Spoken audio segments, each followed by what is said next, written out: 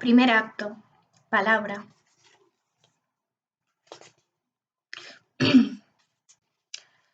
Mi palabra de seguridad es ternura. No lo digo como provocación, sino más bien como disculpa. La verdad es que pedir perdón me encanta. Pedir perdón convierte mi hilo de voz en un tintineo. Discúlpame, lo siento tantísimo, me arrepiento, podrás perdonarme. El hambre de perdón es un sonido que repiquetea mis ansias rugiendo contra el folio.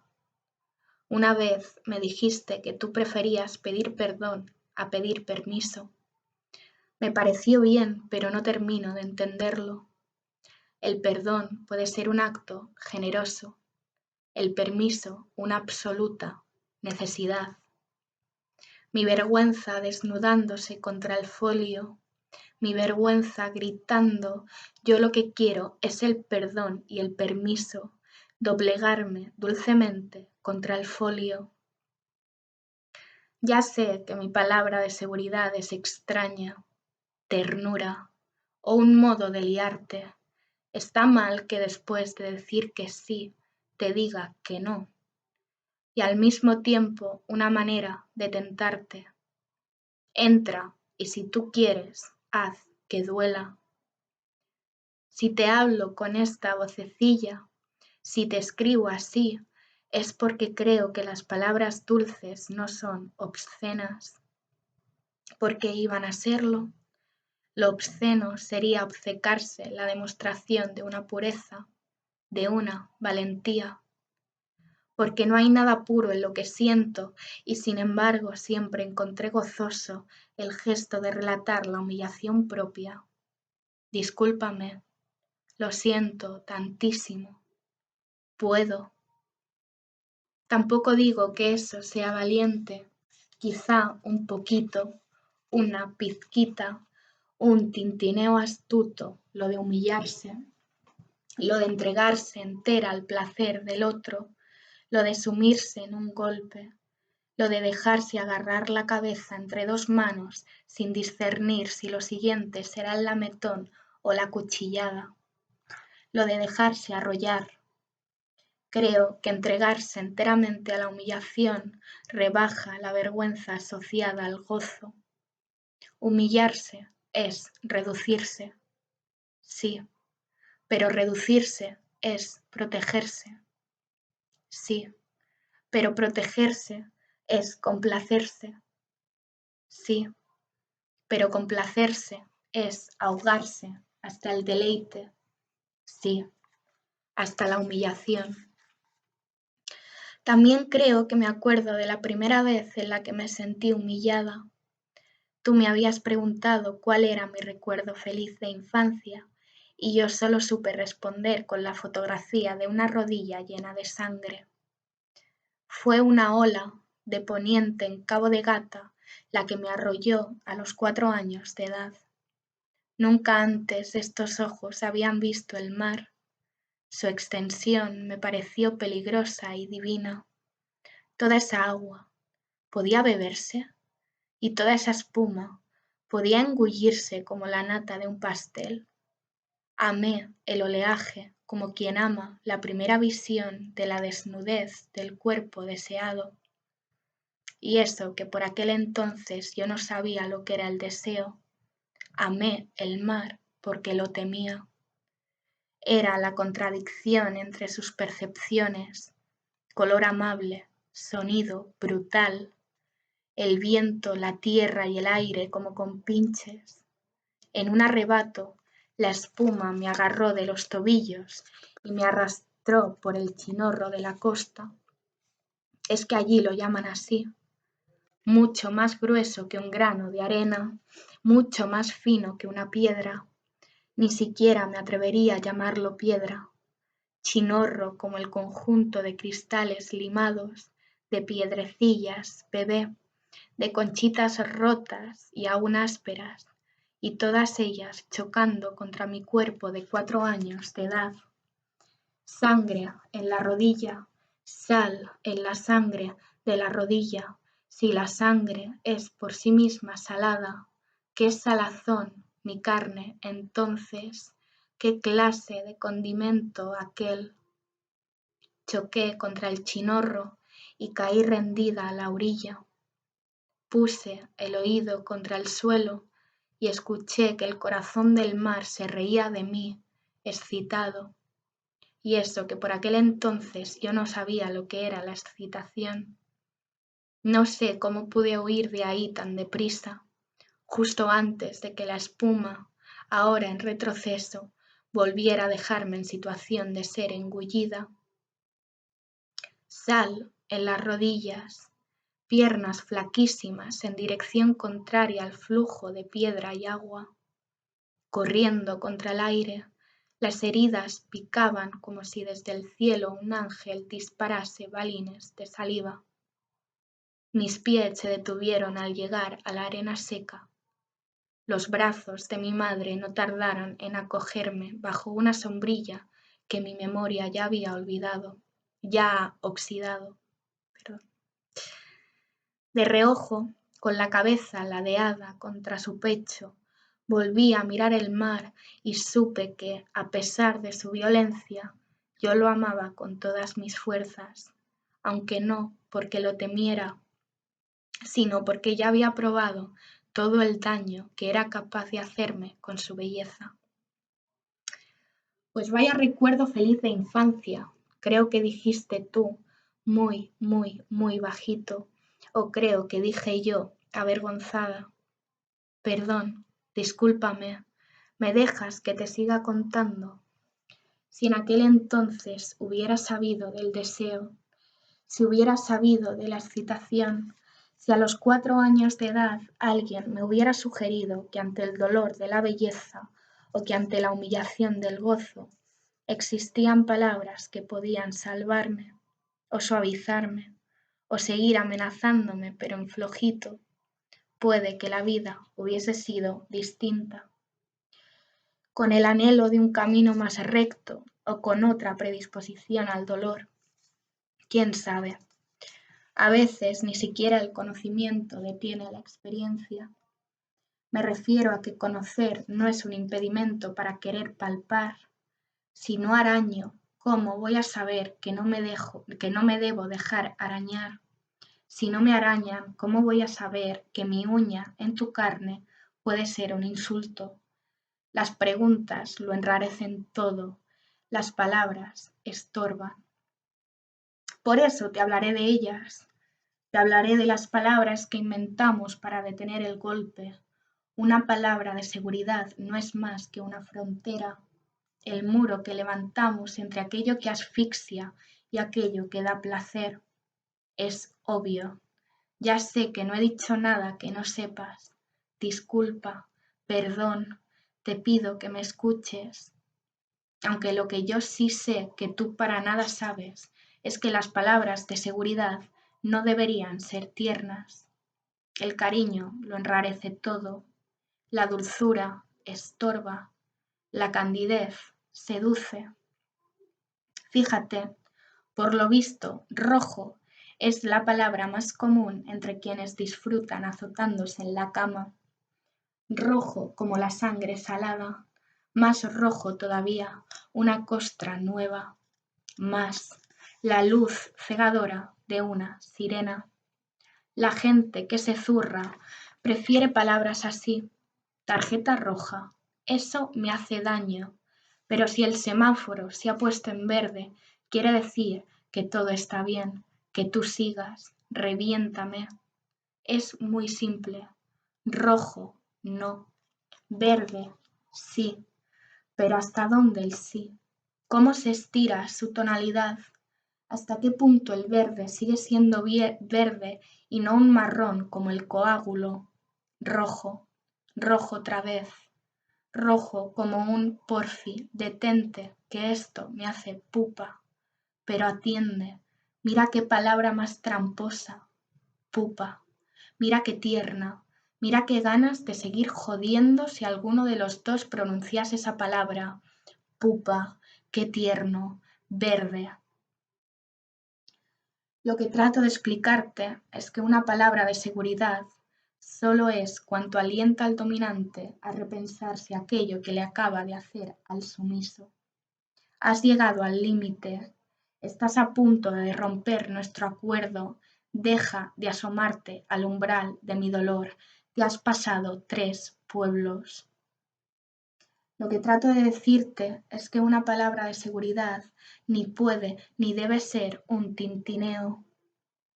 He leído en foros de internet a sumisos de todo el mundo explicando cómo llegaron a la conclusión de que las palabras de seguridad más útiles eran aquellas que les producían mucha risa. Hamburguesa, kiwi, calcetines, marcapáginas, soplete, piña, lápiz, pantufla, reno, endodoncia, mascarpone, retrete, patata, Hitler, pedo, supercalifragilístico espialidoso, torrezno, cacatúa, moño, carraca. Imagínate estar metiéndole los dedos hasta la campanilla a tu amante y que su garganta regurgite la palabra tofu. Tiene las mismas sílabas y el mismo número de letras que rojo, pero así seguro que dejas de apretar y apartas tu apetito un rato y al unísono respiráis. Si el deseo se calma, el ahogamiento es tintineo. Sí. Si el dolor gusta, el consentimiento renace, ¿por qué no? Si todo está consensuado, tiene sentido jugar. El caso es que también leí la historia de una trabajadora sexual cuya palabra de seguridad era pepinillo. Contaba que siempre le había servido con los clientes que se propasaban, hasta que un día la pronunció frente a un hombre que le tiraba demasiado del cabello. Pepinillo, gritó ella. Al escucharla, él se asustó y rompió a llorar. Decía la trabajadora sexual que su cliente creyó que ella le estaba insultando, creyó que con pepinillo se refería al diminuto tamaño de su pene, creyó que la sumisión por la que había pagado se había convertido en castigo, creyó que castigar era un castigo, dominar una ofensa, ofenderse un tributo, y así, compungida, la trabajadora sexual se acurrucó junto al cliente y le secó las lágrimas. Le susurró que, efectivamente, su pene era pequeño, pero también muy bello. Le dijo que no tenía que llorar. Acto seguido, la trabajadora sexual se la mamó con mucho mimo. La trabajadora sexual contaba que en verdad su cliente solo quería sentirse cobijado o llorar sobre el hombro de una mujer bonita, un abrazo, un poco de calor. Pero si su cliente solo quería esto, ¿por qué al comienzo del juego su papel había sido el del hombre violento, el del viril maltratador? La trabajadora sexual acabó el acto tragándose el semen de su cliente, paciente, cariñosa, como una luz verde teñida de purpurina. La trabajadora sexual estaba consternada. Por primera vez en su vida, un chorro de lefa le supo al agua turbia del bote de pepinillos.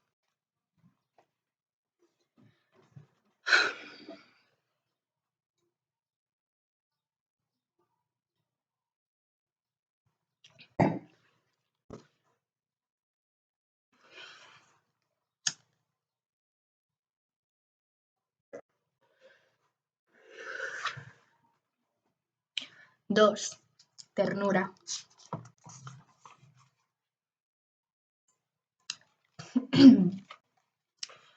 Te hablaré de la ternura.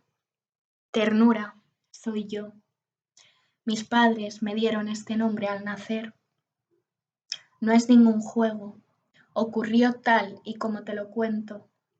Mis padres me vieron la cara angelical, me vieron la cara espachurrada por el forceps y dijeron, ¡ay, qué ternura! Las enfermeras que se paseaban por los pasillos del Hospital Príncipe de Asturias de Alcalá de Henares corroboraron su versión. ¡Ay, pero qué tierna! lo mismo que mis abuelas, lo mismo que las vecinas, lo mismo que las viejas del barrio que nos paraban por la calle y estiraban la mano hasta el interior del cochecito para tocar mi cabeza calva sin consentimiento. ¡Ay, Dios, qué ternurita! Ternura no fue una santa, no hay día asignado en el calendario para celebrarme. Tampoco el Instituto Nacional de Estadística me ha encontrado tocallas. Soy ternura y estoy más sola que la una.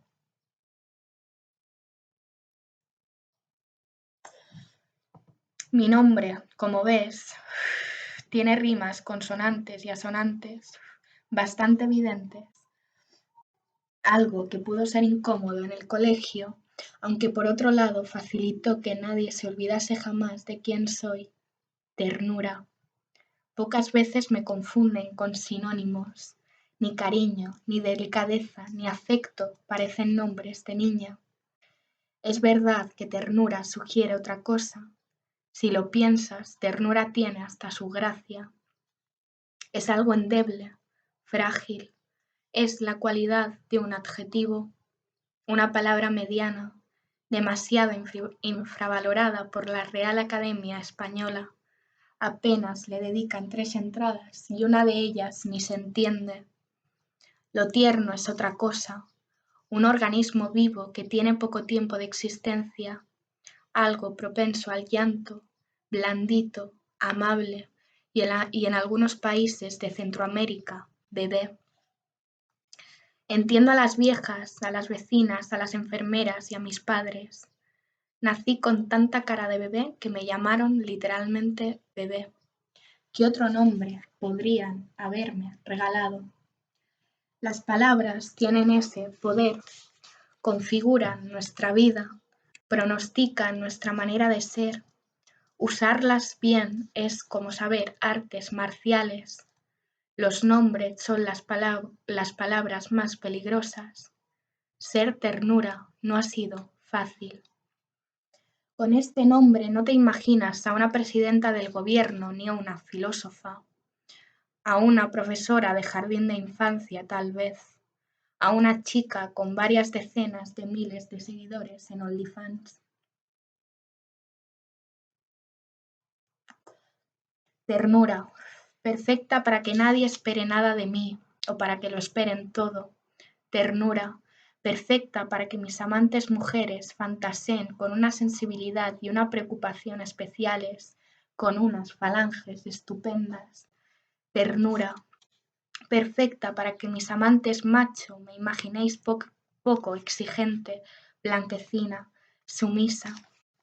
Ternura, no te dije que las palabras estorban, no te dije que el cariño lo enrarece todo. Ternura, las palabras me preocupan mucho. Ternura, casi tanto como la carne. Ternura, por eso, contra pronóstico, quise ser escritora. Ternura, para destrozarlas. Ternura, aunque mi nombre parezca el de un peluche. Ternura, el de una piruleta. Ternura, el cariño lo enrarece todo, incluso la escritura. Ternura, me prometí que sería la escritora del cariño. Ternura, honraría mi nombre. Ternura, sería fiel a la palabra que me ilumina. Ternura, escribiría novelas de amor. Ternura, las jovencitas se enamorarían al leerme. Ternura, escribiría siempre desde la cama. Ternura, visiones místicas desde la cama. Ternura, romper los verbos desde la cama. Ternura, has visto todos esos cuadros de mujeres tumbadas, desnudas o vestidas, fatigadas o radiantes, todos esos cuadros de mujeres que leen sobre una cama, como si el cuerpo femenino, el colchón y el libro fueran una única cosa, una única forma. Ternura, una cama como la de Wendy, como la de la bruja novata, como la de la abuela de Caperucita. Ternura, escribiría siempre sobre otras chicas similares a mí, aunque más estúpidas, más enamoradizas, más débiles, más bucólicas todas, atrapadas, cercadas. ternura, pero en realidad estaría escribiendo sobre mí misma, como sobre sí mismas escribimos las personas que no tenemos a nadie más con quien hablar. Ternura, las que no confiamos en nadie. Ternura, las que solo nos entendemos nuestra caligrafía. Ternura, curarse con la palabra. Ternura, lapidarse con el cariño. Ternura, todas las cartas de amor que no me contestaste, te las escribí desde esta cama. Ternura, no necesito un cuarto propio tanto como un colchón en el que sentirme a salvo.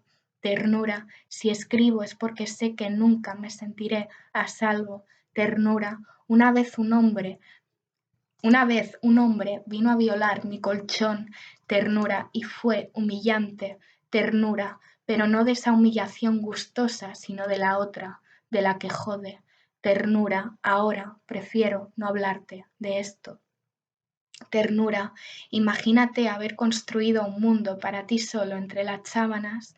Imagínate haber llegado a sentirte útil, inteligente, productivo solamente entre las sábanas y que de pronto alguien, en un segundo, sople y destroce tu castillo de naipes. Ternura, por algo eran naipes. Ternura, sé que no estoy siendo del todo clara. La claridad lo enrarece todo. Ternura, estoy harta de tener que decir las cosas claras, las cosas ciertas, las cosas verdaderas. Ternura, me abruma la falta de imaginación. Ternura, me abruma que a las escritoras, incluso si no tenemos nombre, ni cuerpo, ni vida de escritoras, nos exijan siempre andar contando la verdad. Ternura, yo puedo estar hablando de mí misma todo el rato, pero también sé hacer que de mis labios no salga ni una sola verdad. Ternura, no soporto la escritura honesta. Ternura, yo al escribir solo quiero esconderme. Ternura, la palabra me esconde. Ternura, tras mi nombre me escondo. Ternura, no soporto esta tendencia a enseñarlo todo.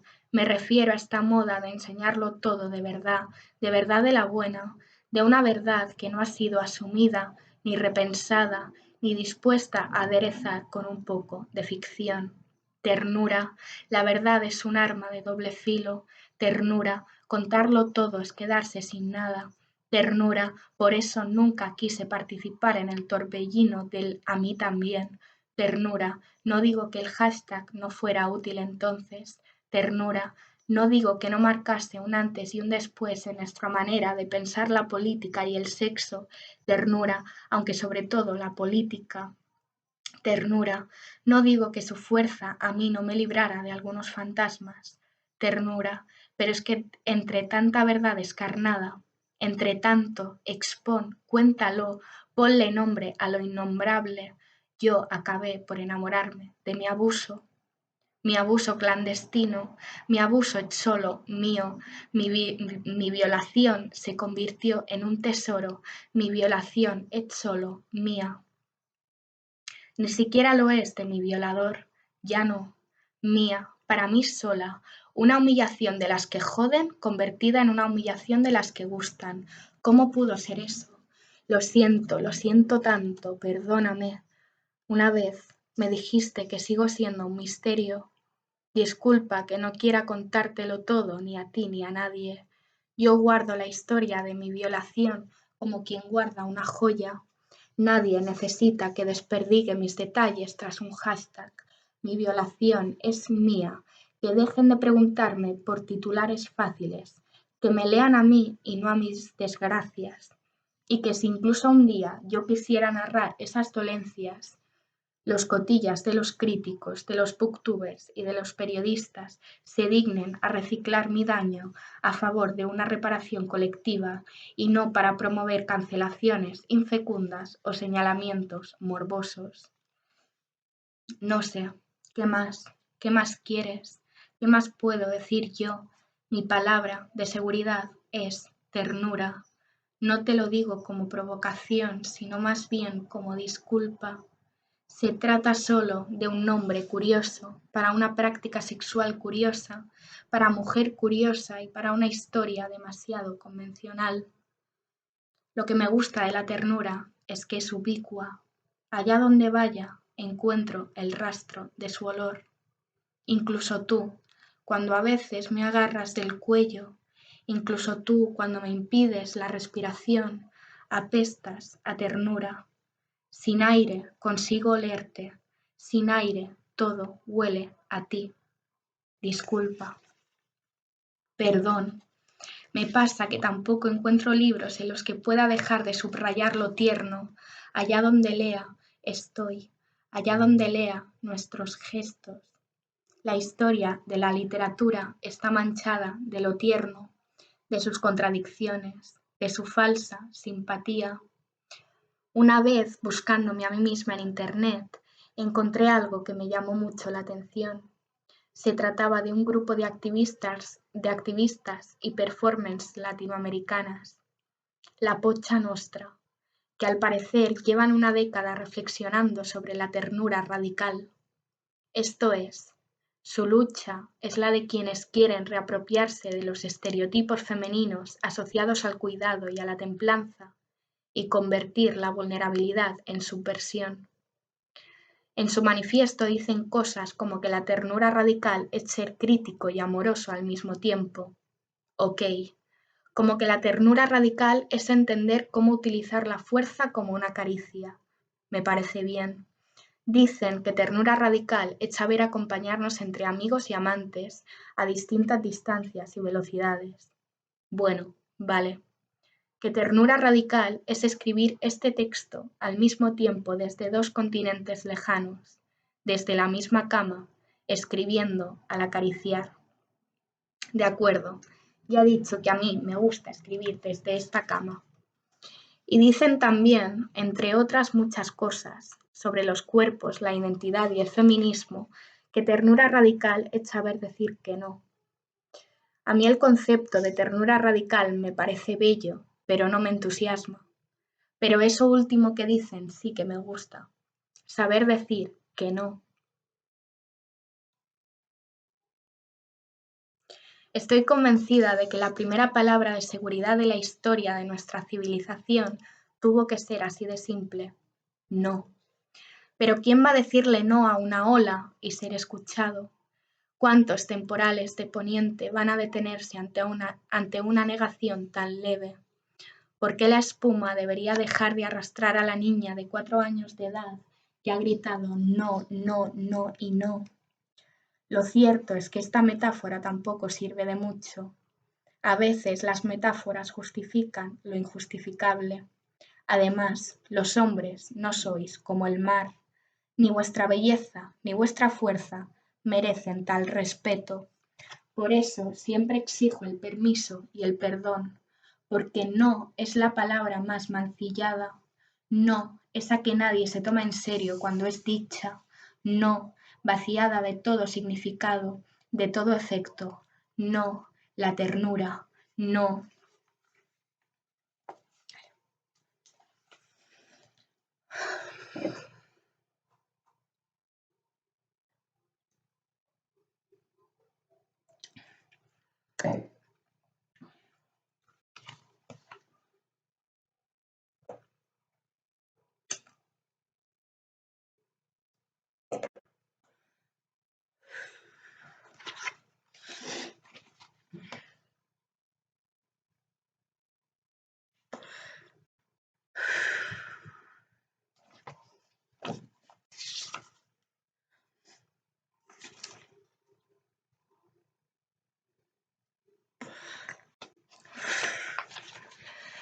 Tres. Gesto. El poeta devocional George Herbert se preguntó en el poema La revancha: ¿son mías todas las derrotas?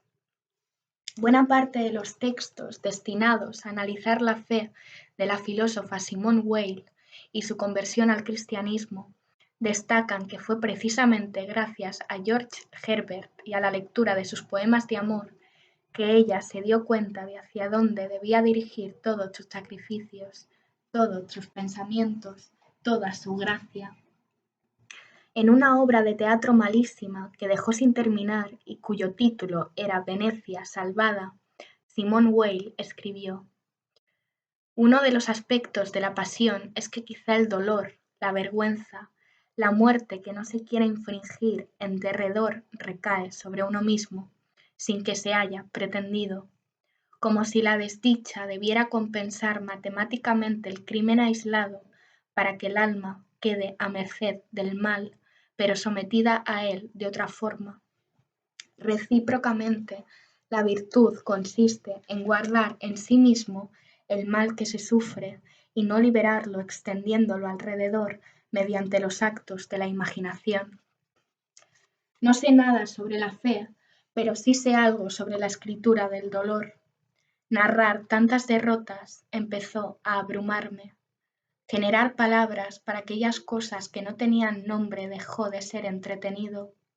Lo innombrable se multiplicaba. Siempre había algo más oculto detrás de lo oculto, otro dolor nuevo. Simone Weil sufría de unos dolores de cabeza insoportables. Para sobrellevarlos, se aprendía de memoria esos poemas de amor a Dios, los recitaba para sí misma, se concentraba en ellos para disminuir el mal. Simone Weil guardaba su mal tan dentro de sí para no extenderlo, para no ser partícipe de la metástasis social, lo apaciguaba con poesía. Esa era parte de su mística, saborear poco más que el dolor, acomodarse en la miseria, gozar del alimento falso que le proporcionaba la humillación.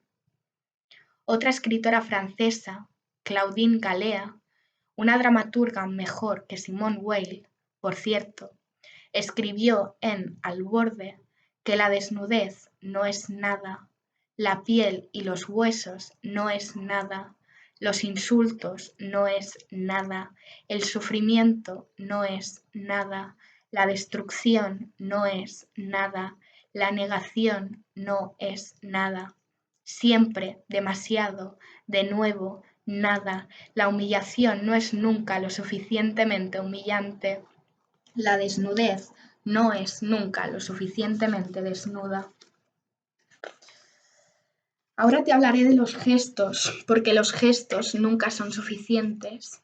Y eso que escribir es gesticular, desnudarse es gesticular, amarte es gesticular, ejercer la violencia es gesticular, pronunciar una palabra de seguridad es gesticular, pedir perdón es gesticular, me gusta gesticular, no sé hacer otra cosa. Tú me dijiste que todas las escritoras gesticulamos de un modo similar, que todos nuestros textos se componen del aire viciado de la sumisión, de Única Thurn a Hilda Doolittle, de Simone Weil a Edith Stein, de Angélica Liddell a Sarah Kane. Leerlas es gesticular, empeñarse en entrelazarlas para una genealogía de la sumisión es gesticular. Tú me dijiste que ya no se podía decir nada después de ellas, que con ellas el dolor ya estaba retratado.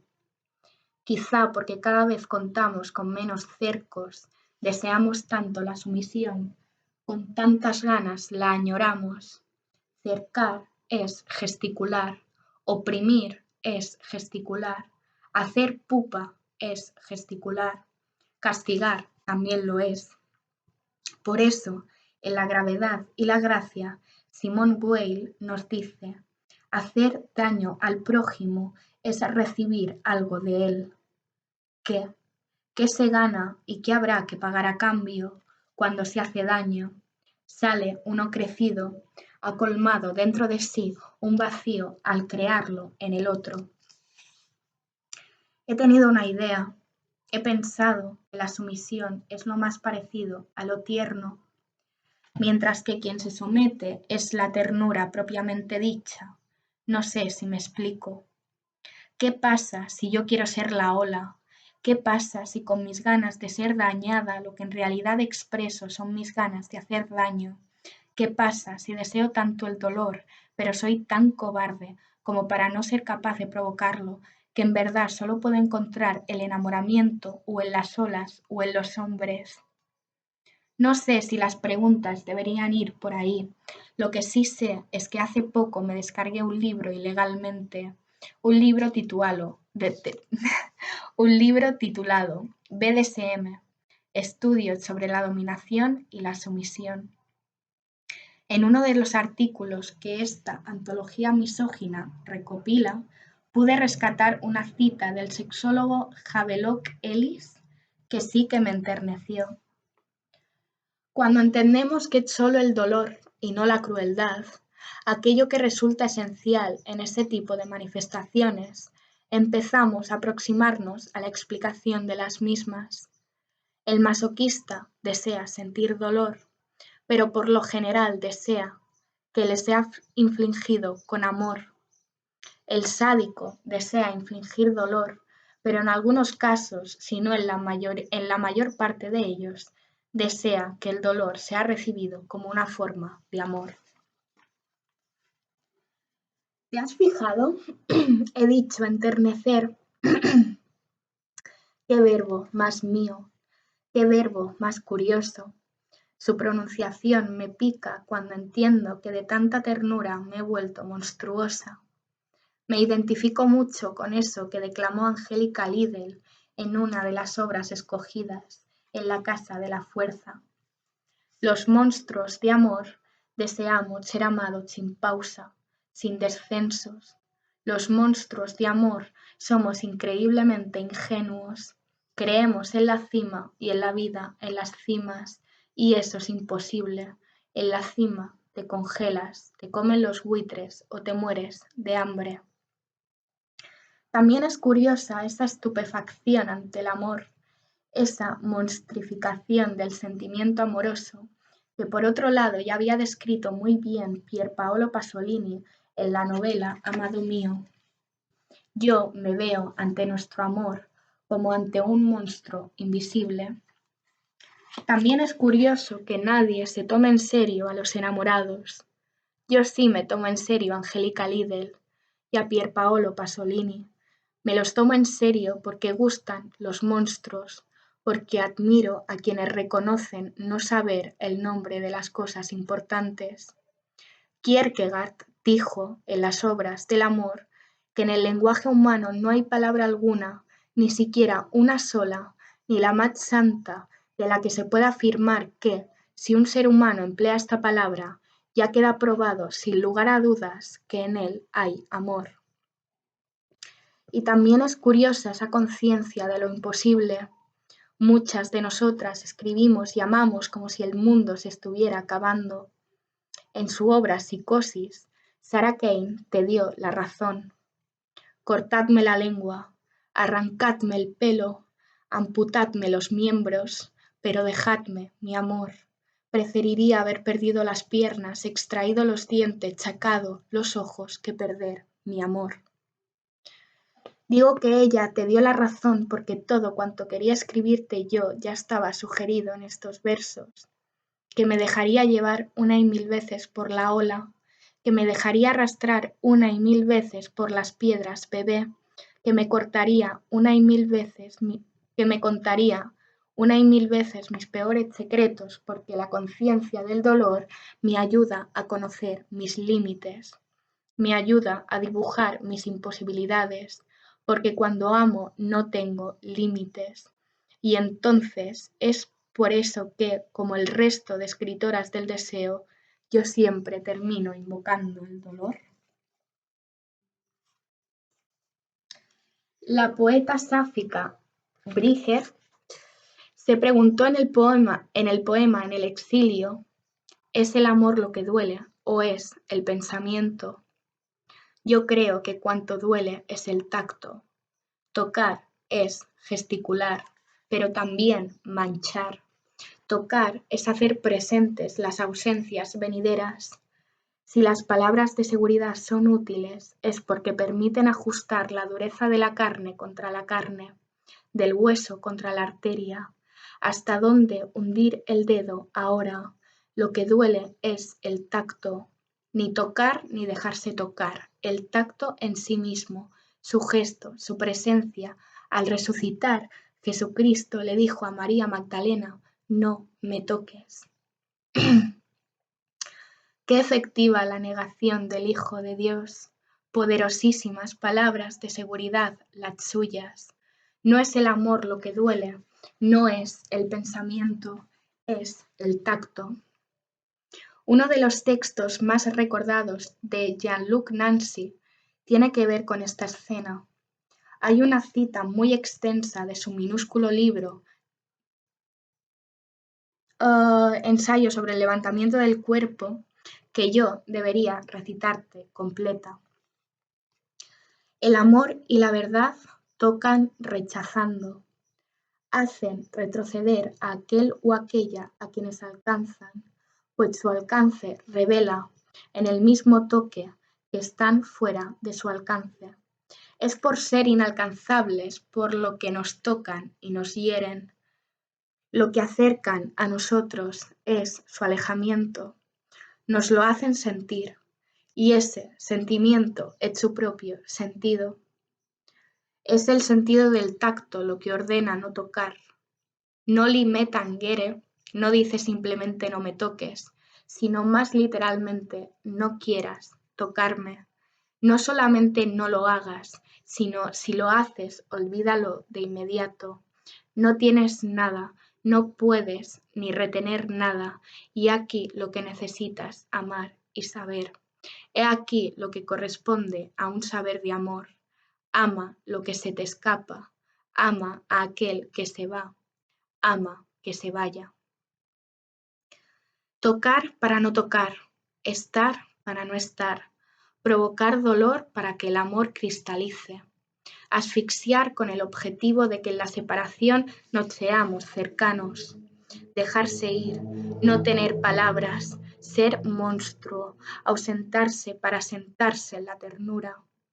A este respecto, el poeta simbolista Juan Eduardo Cirlot dijo en el libro de Cartago: he mirado largamente el resplandor de tu ausencia, que me ha parecido más dulce, más poderosa que todas las presencias.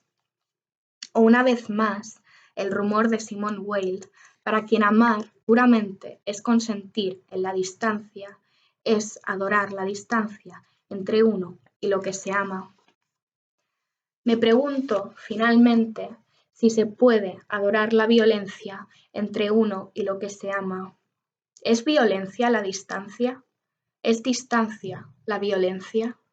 Me pregunto si la violencia me la ejerces precisamente para hacer memorable la distancia, que el tacto más hondo sea el mejor recordado, presión de la carne contra la carne, remolino de espuma alcanzando a los tobillos de la niña, piel, sangre salada.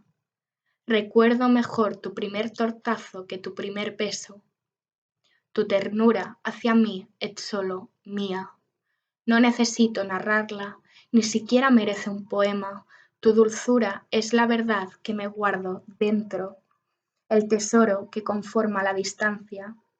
Tu tacto lo esperaré, como pacientemente aguardo las olas de verano en verano.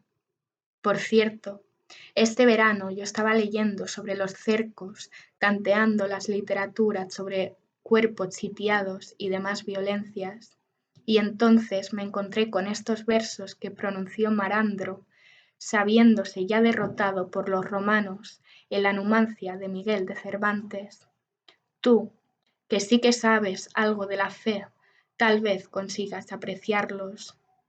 Yo solo espero volver con los despojos merecidos a mi inviolable fe y amor sincero.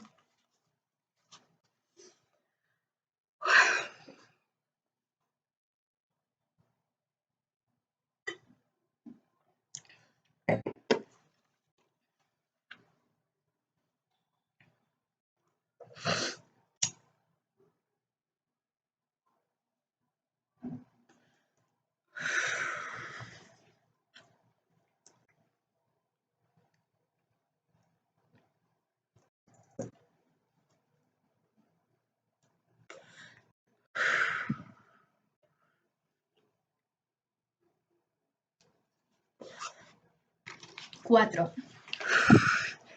Cerco. Cerco.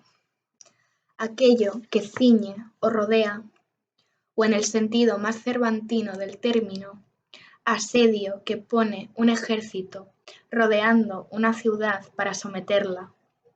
Jericó, Troya, Cartago, Numancia. Te hablaré del cerco. El cerco es a la literatura bélica lo que la espera a la literatura del deseo. Motivo, trama, desesperación.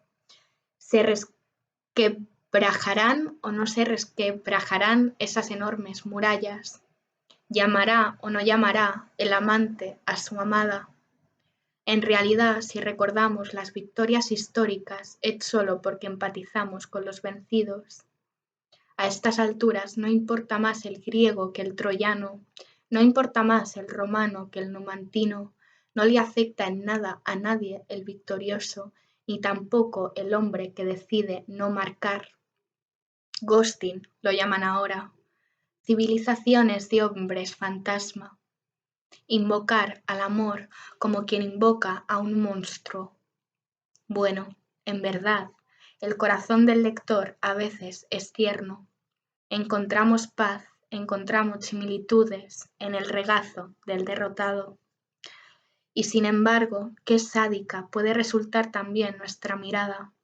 Con qué ansia esperamos las ideas de Odiseo, qué subidón cuando le abren el vientre al caballo de madera desde dentro y la orquesta de la masacre comienza.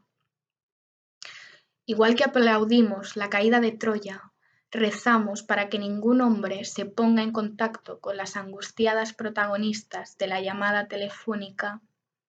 ¿No nos divierte, acaso, saber que la protagonista de Dorothy Parker está al borde del suicidio y que incluso llega a plantearse sus convicciones feministas porque el hombre con el que flirteó la noche anterior no quiere saber ya nada de ella?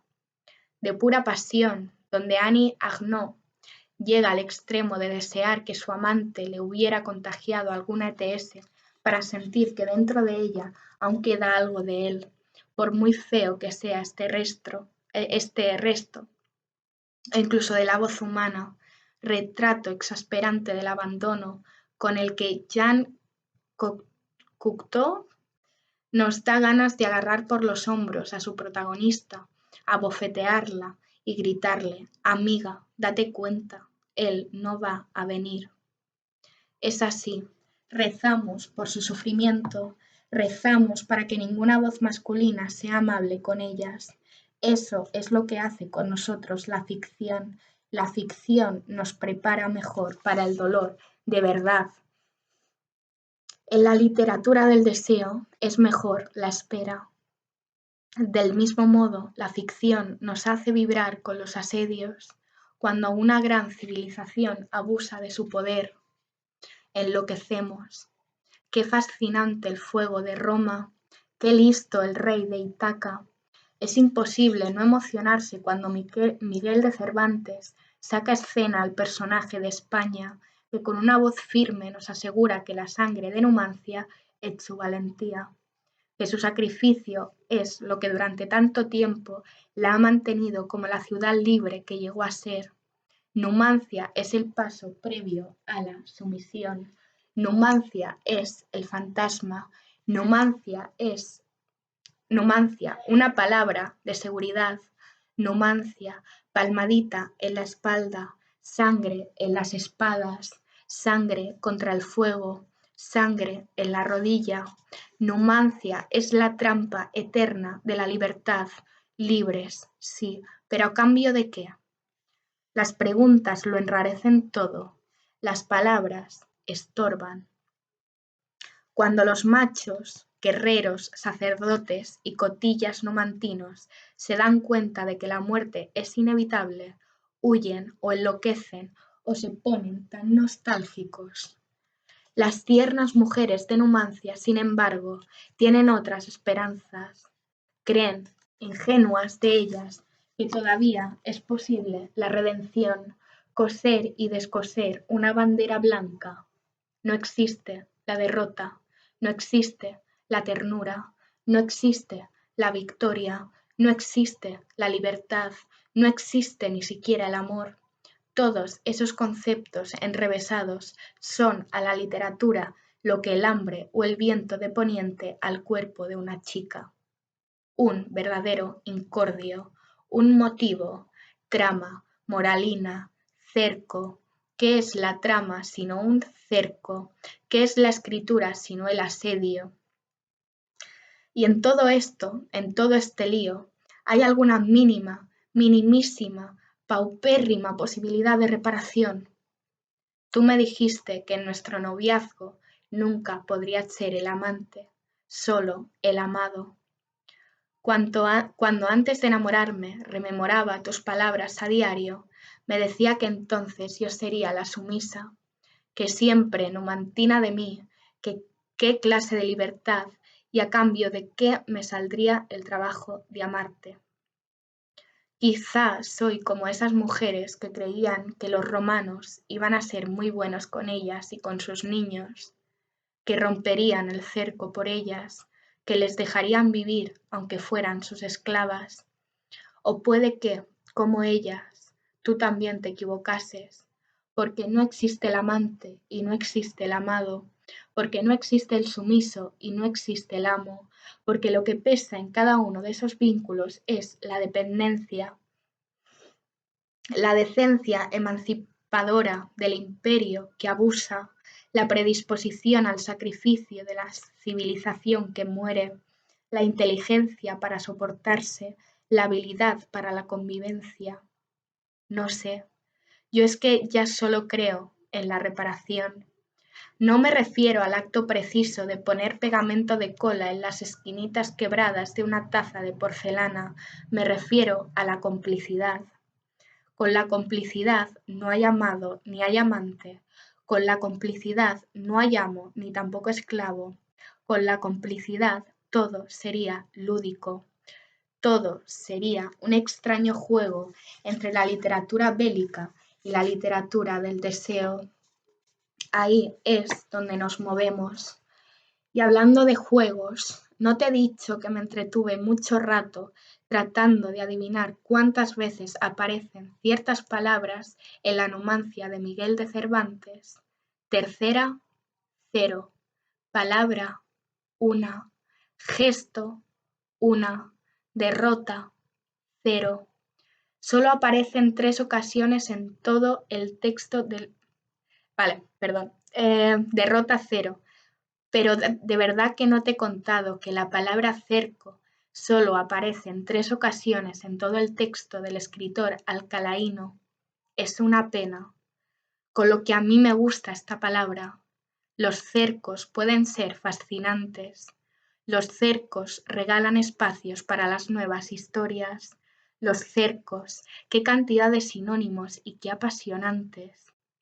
Cicatrices, murallas, condones, resguardos.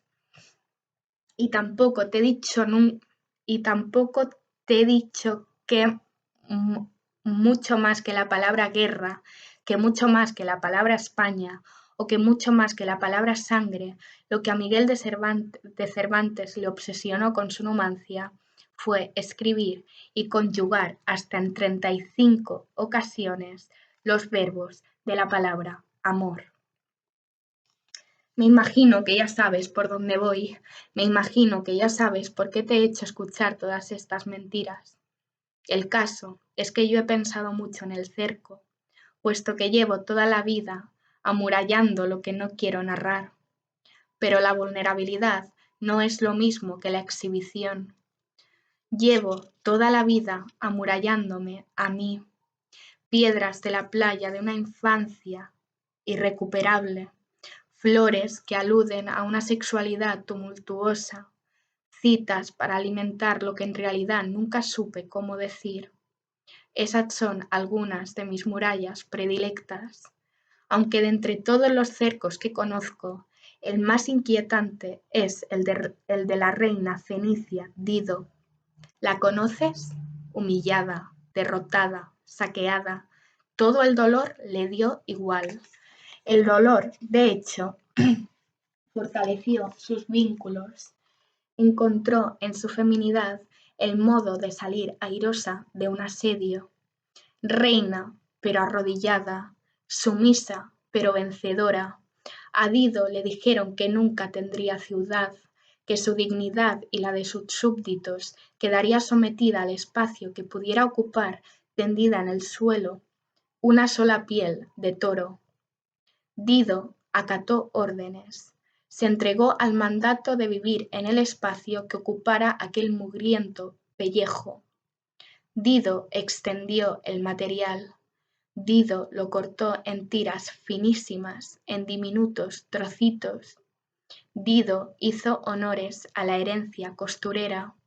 Dido colocó los trocitos de piel como si de un cerco se tratara. El cerco de Dido creció. Su cerco era su libertad y su libertad la libertad de tantos. Así es como nació la ciudad de Cartago.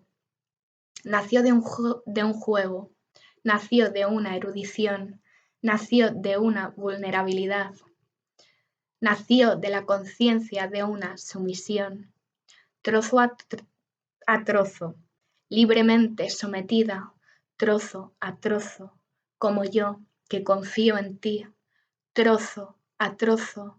Por eso mi palabra de seguridad es, no sé, trozo a trozo. Mi seguridad es la posibilidad de la narración de este amor monstruoso, trozo a trozo, de conceder un lugar digno a esta historia. Trozo a trozo, mi seguridad no es ninguna trampa. Trozo a trozo, ninguna muralla. Trozo a trozo, como la chica fenicia que cortaba. Trozo a trozo, la chica fenicia que colocaba la tela. Trozo a trozo, la chica fenicia y reina libre de Cartago que, sin embargo, poco tiempo más tarde de su humilde victoria, por el amor de un hombre llamado Eneas, se mató.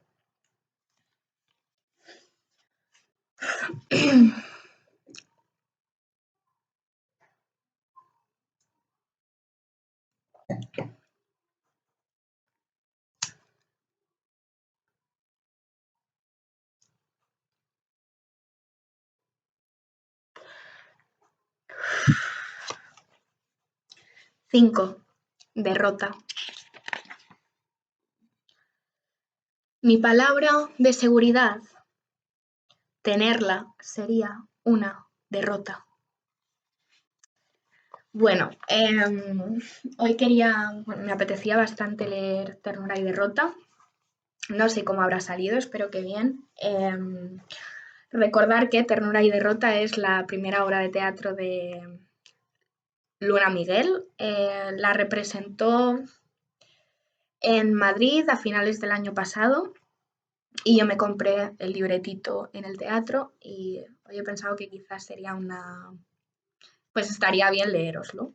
Entonces, pues está grabado con el ordenador, el audio es un poco cutre, pero espero que os haya gustado y leed a Luna y ya está.